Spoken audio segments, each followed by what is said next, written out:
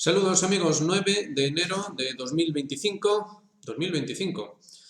Vaya año, ¿verdad? Un año que empieza con muchísima fuerza y esos rumores, esa guerra de los mapas, como lo hemos llamado aquí, no para de crecer. Y no para de crecer no tanto en el ámbito de la comidilla, una suerte de corazoneo de la geopolítica, sino en cosas ya de más calado, cosas que normalmente suelen marcar las líneas directrices de la política exterior estadounidense.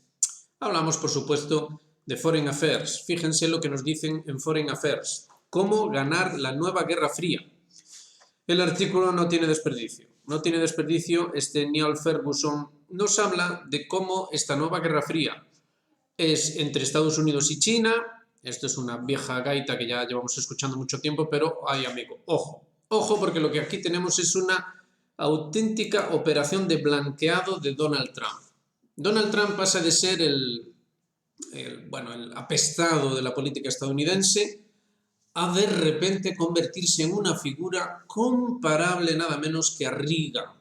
Reagan, del cual se ha hecho, el héroe de la victoria estadounidense en la Guerra Fría, el héroe que llevó a Estados Unidos a la cima de su gloria, etcétera, etcétera. Pues en este artículo, el señor Neil Ferguson, sin titubeos, compara a Donald Trump con Reagan. Ojo con esto porque obviamente aquí hay poco margen para la inocencia, no se busca, digamos, una comparación ociosa por razones literarias o algo así. No, no, no, no, no. Esto tiene absolutamente todo que ver con esa reconfiguración del imperio. Es decir, Donald Trump no viene a destruir el imperio, viene a reconfigurarlo.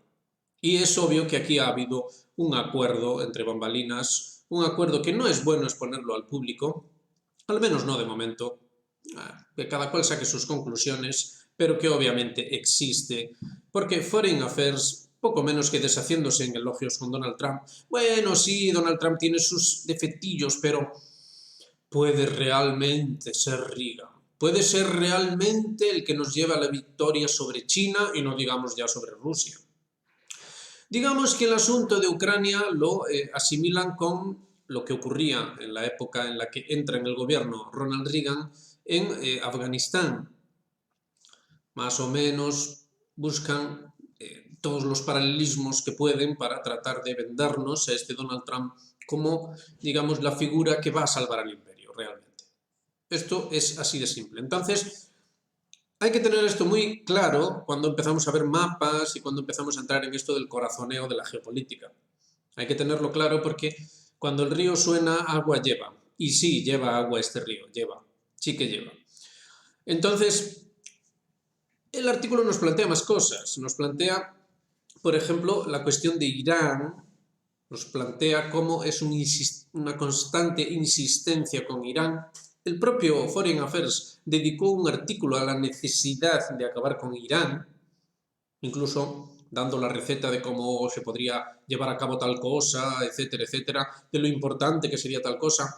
Se habla también del papel importantísimo que jugaría Netanyahu, que vendría a darle ese toque de suerte en el inicio de la presidencia de Trump, lo mismo que Ronald Reagan había tenido su toque de suerte con la liberación de los rehenes en Teherán después de aquella crisis de los rehenes en 1979, que, bueno, son liberados al menos 54, si mal no recordamos, en 1980. Irán, el nuevo gobierno en Irán, libera a aquellos rehenes que, bueno, eran considerados espías. Nada nuevo, ¿verdad? Y entonces, digamos que eso se considera ese golpe de suerte. Ojo, en el artículo se dice sin ambajes que Trump estaría tocado por la mano de Dios, lo mismo que lo estuvo Reagan, ¿eh? Ojo con esto. Es decir, ahí también está el toque mesiánico y contratradicional. No estamos hablando de poca cosa lo que se nos plantea aquí. Entonces, con esto en mente, insistimos, la lectura de lo que está ocurriendo debe ser más seria. Y por si no fuera suficiente, cuidado porque no es solo Foreign Affairs, es Foreign Policy. Es decir, la otra publicación del mismo tenor, fíjense cómo nos habla del pensamiento mágico en la Unión, en las Naciones Unidas, acerca del regreso de Trump. Esto es también, forma parte del blanqueo, solo que desde otro punto de vista. Este, digamos que tendría ese punto de vista más del ámbito demócrata. Es decir, bueno, tenemos que tragarnos a Trump por otros 4 años, pero vamos a sacarle el punto bueno a todo esto. Y entonces aquí de lo que se habla es de cuando Trump en 2019 tuvo una especial deferencia por los embajadores del Consejo de Seguridad de las Naciones Unidas, a los cuales escuchó pacientemente, etcétera, etcétera. Es decir, que si Foreign Affairs nos plantea a un nuevo Reagan que va a vencer la Guerra Fría, esta vez sobre China, obviamente también sobre Rusia, va a poner a sus rusos en su sitio, hombre. Pues Foreign Policy nos plantea que va a ser un hombre que va a tener esa responsabilidad. A ver, va a haber cambios, ¿eh? Va a haber cambios, va a haber cambios, va a haber matices, pero al final la sangre no va a llegar al río, las Naciones Unidas van a seguir cumpliendo su función y Trump va a ser, digamos, la figura que el mundo necesita. No está mal, no está precisamente mal. Sobre todo si vemos el contexto. Hablamos de Irán y ojo porque en el Cáucaso ya hemos llamado mucho la atención aquí acerca de la necesidad de prestarle atención al Cáucaso. Y en el Cáucaso hay muchísimo movimiento. Por un lado, la señora esta, que fungía como presidenta de Georgia, al tiempo que mantenía la ciudadanía francesa, esta señora, que además acaba de ser, bueno, homenajeada en el Instituto McCain, sí, sí, ese mismo McCain, ese infame McCain, que hacía esa función nefasta dentro del contexto de la doctrina Rumsfeld-Zebrowski y como, de hecho, bueno, no tenía ningún sonrojo en reunirse y sacarse fotos públicas, además, en la red Voltaire fueron publicadas, con los líderes del ISIS. Ese mismo ISIS que ahora tiene a uno de sus representantes en Siria, fungiendo como gran líder que además no tiene que convocar elecciones, porque esto es como en Ucrania. O sea, las elecciones eso es para los pringados. Para ser demócrata de verdad, nada de elecciones. Cerrar el pico y obedecer. Lo importante es tener el favor del imperio, ¿no? Eso es ya garantía de democracia.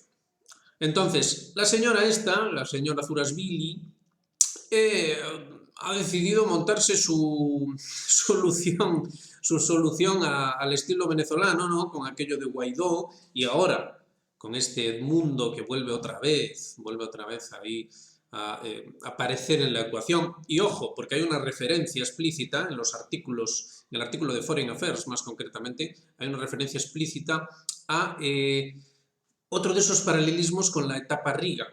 Y entonces aquí se habla del Estado fallido venezolano, 25 años de Estado fallido. Es curioso, ¿verdad? En el momento en el que están ocurriendo cosas en torno a Venezuela, hay presión diplomática, hay presión de otro tipo. Ha habido, de hecho, numerosas detenciones de personajes que obviamente no iban allí a visitar el país precisamente. Y, a ver, el contexto es el que es. Nunca olvidemos que en su primera legislatura Trump se quedó con la espinita de haber hecho algo más en Venezuela, así que cuidado con esto. Pero vaya, siguiendo con Georgia, tenemos a la señora que se va a plantar allí, o eso dice ella, se va a plantar allí y va a seguir diciendo que es la presidenta y ya está.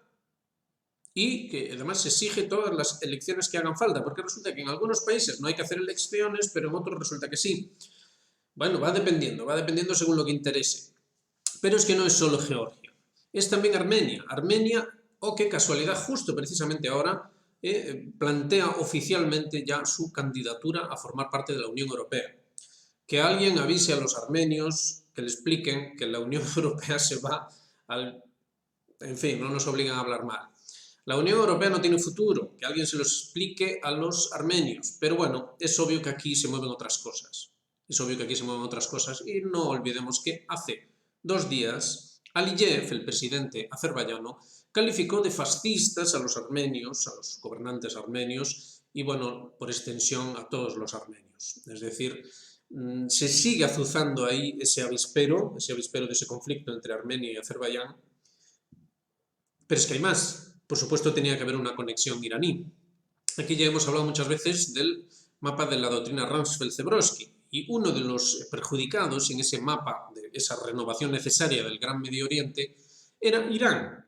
Irán perdería parte de su territorio en favor de Azerbaiyán. Esto ha llevado que en Irán se haya emitido un documental en el que directamente se llama bastardos a Aliyev y a Erdogan.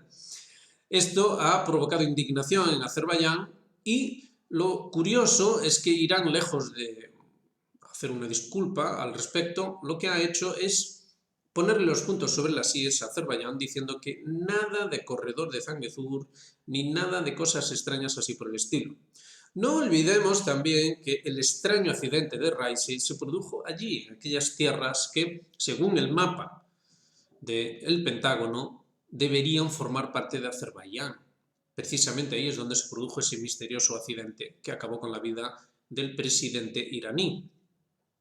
Entonces, son muchas cosas las que hay que tener en cuenta y fíjense, si solo hablamos del Cáucaso, fíjense cuánto hay que tener en cuenta para, digamos, hacer una valoración adecuada dentro de un contexto a nivel mundial, bueno, pues digamos que lo más tenso que se ha visto, al menos desde la Segunda Guerra Mundial, las cosas como son. Pero es que no es solo el Cáucaso, es también, digamos, allí al lado, el Oriente Medio, la zona de Siria. Por fin el Líbano, después de mucha polémica y de muchos movimientos, han elegido un nuevo presidente, Yosef Aoun. En cuanto a Siria, hay una enorme cantidad de información, ya no es solo juicios sumarísimos y cosas raras por todo el país, de hecho, o por lo que controla el chico de Londres en el país, porque fíjense, los franceses vuelven otra vez a la carga. Cuando ocurrió el extraño también, bien extraño, colapso de Siria, recordarán, como decíamos aquí, que parece que son los franceses los que llevan la voz cantante. Después resultó que no, que eran los ingleses, parece que se estaban apuñalando entre ellos, pero los franceses volvieron a salir a la palestra con la cuestión de un bombardeo extraño al ISIS en Siria y ahora aparecen otra vez con la intención de apoyar a los kurdos. Fíjense si se está complicando esto. Es que es imposible que se complique más. Los franceses, a su vez, han sido expulsados de África y en un lugar como Chad ocurrió algo extraño ayer. Hubo, de hecho, un evento muy trágico en el que murieron varias personas. Resulta que, según un informe de Ribar, la cosa que ocurrió ahí en realidad solo fue una lucha entre tribus, un asunto particular que, digamos, que tuvieron la mala idea de acercarse demasiado al Palacio Presidencial, hubo algún tipo de malentendido o algo así y resultaron muertos y heridos. Ay, amigo, pero la prensa francesa no lo interpretó así y lanzó rápidamente la alarma de que eran terroristas, de que había inestabilidad en el país, es decir, dando a entender de que hacen falta las tropas francesas en Chad para garantizar el orden.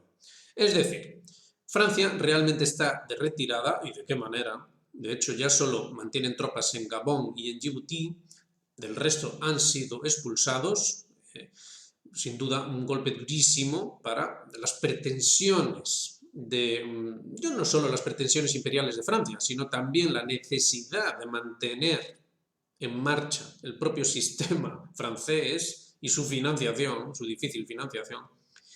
Pero es que hay más. En un solo día hay tanta información que uno poco menos que se vuelve loco. Tenemos a nuestro amigo Zelensky en la reunión de la OTAN en Alemania diciendo, tachán, que hacen falta tropas extranjeras en Ucrania. Es necesario, porque si no, este Putin, no va a dejar nada de Ucrania. Así que, señores, mandando tropas. Y entonces, claro, alguno dirá, pero ¿qué importará lo que diga Zelensky y todo esto? Sí, pero es que también lo dijo Blinken. Blinken dijo, amigos, nosotros nos vamos y se queda el amigo Macron, los franceses se quedan al cargo de todo el asuntillo. ¡Hala! A hacerse cargo de Putin y de su ejército. Es asombroso lo que está ocurriendo. Veremos cómo termina toda esta debacle, porque esto, después de todo, no lo olvidemos, es una debacle militar colosal. Una debacle militar que Estados Unidos está consiguiendo muy bien mediante el lavado de cara, están, de hecho, eufóricos con su nuevo líder y su proyecto imperial maravilloso, grandioso. Estados Unidos va a ser más grande que nunca. Ojo, en el artículo se dice que fue, de hecho, Reagan el que dijo aquello del Make America Great Again. Y que de hecho Trump lo que está es queriendo ser continuador de aquella gloria. Es decir, en Estados Unidos lo tienen muy claro. En Estados Unidos lo tienen muy claro. Ellos se van a zafar de la derrota y van a decir, uy, uy, uy, uy, uy, eso es cosa de Europa, nosotros no sabemos nada. Nosotros vamos a estar ahí, eso sí, para apuntarnos algo en la victoria de Rusia. Porque nosotros, es que, bueno, es lo que pasó en la Segunda Guerra Mundial, ¿no? En la Segunda Guerra Mundial resulta que ganaron los rusos, pero no, ganamos nosotros. ¿Recuerdan? Nosotros somos especialistas en hacer esas cosas. Así son los estadounidenses y les está saliendo bien. Pero la derrota, la debacle militar es colosal.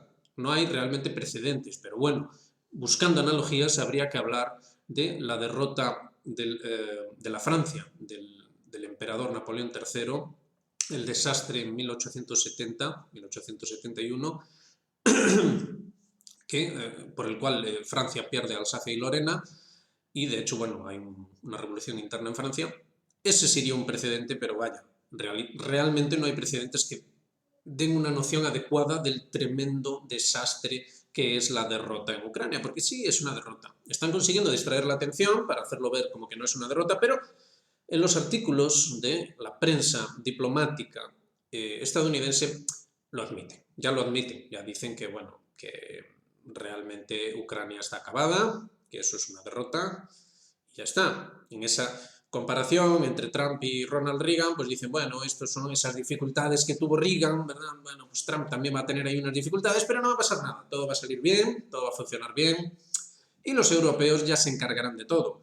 Pues eso, Francia parece que se va a tener que encargar de dar los últimos coletazos para tratar de salvar, si es que se puede salvar algo de Ucrania. De hecho, hay mucho barullo dentro del mundo geopolítico, del análisis geopolítico, en torno a el supuesto acuerdo al que llegaría Rusia con Estados Unidos para, bueno, evitar que poco menos que desaparezca Ucrania. Es decir, según esto, los rusos estarían dispuestos a aceptar que Ucrania entre en la OTAN. Esto se está debatiendo en el mundillo geopolítico. No tiene ni pies ni cabeza.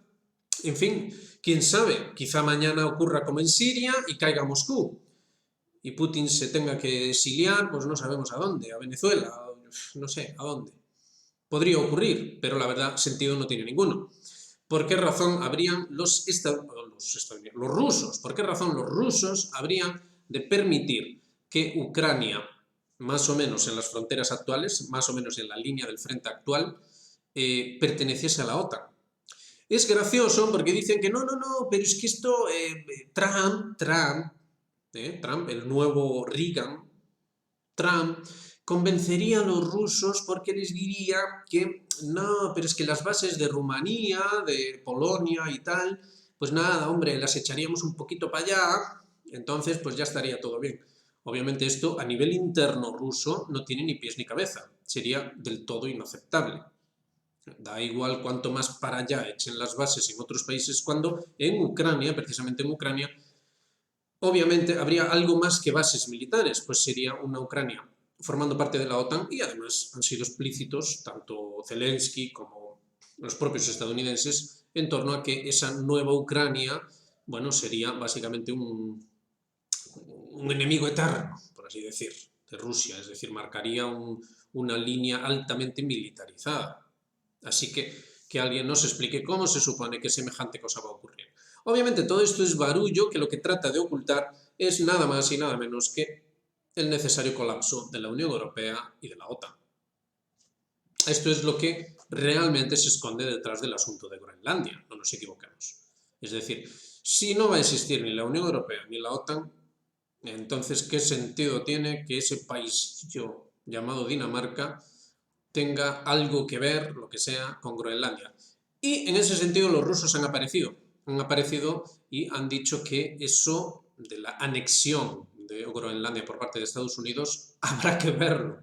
Los rusos, como siempre muy diplomáticos, han dicho que va a ser que no, que eso no puede ser así, que hay una serie de leyes, bueno, legalismo clásico ruso, ¿no? Ellos sí que se atienen a la cuestión del derecho internacional y por mucho que se diga en torno a la cuestión ucraniana, lo cierto es que ellos han sido escrupulosamente seguidores de ese derecho internacional.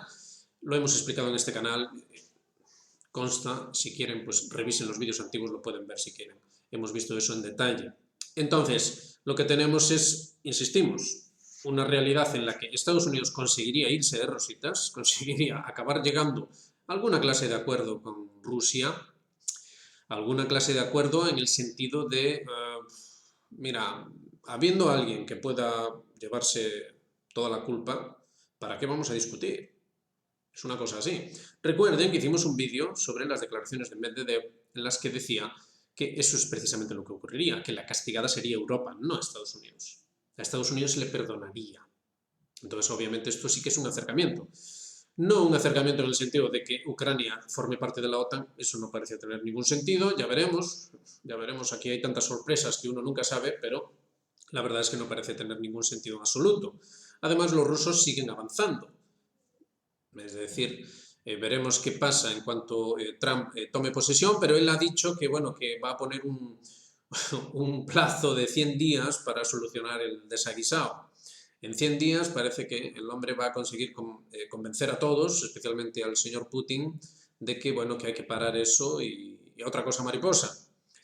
En fin, nada, simplemente queríamos llamar la atención acerca de lo que realmente se cuece detrás de las cosas porque realmente está ahí, la información está ahí, insistimos, los artículos pues dejan muy poco margen a la duda. Esto es un blanqueo total de Trump, Trump ya no sería ese sujeto deleznable, deplorable, ¿no? Ese sujeto deplorable que hay que quitar de en medio como sea, no, es el nuevo Mesías, es una figura que va a quedar en la historia de Estados Unidos como grandiosa y maravillosa, va a salvar el imperio, lo va a reconfigurar, va a tomar las riendas de lo que pase en América, ojo con esto porque incluso fíjense cómo aparecía Alfredo Jalife diciendo que la señora Sheinbaum está mal asesorada con respecto a la cuestión del cambio de nombre del Golfo de México y estas cosas. Es decir, se mueven muchas cosas ahí, muchas cosas. Con respecto a la cuestión del canal, bueno, la información también es muy clara. Es decir, realmente la idea es tomar el canal de nuevo. No es ninguna broma, es por razones estratégicas, lo hemos explicado aquí ya en los vídeos anteriores.